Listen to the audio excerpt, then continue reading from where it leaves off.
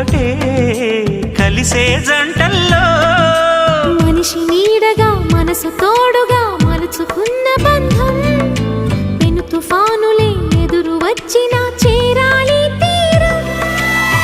వారే వా ప్రేమ పావురం వాలేదే ప్రణయ గోపురం.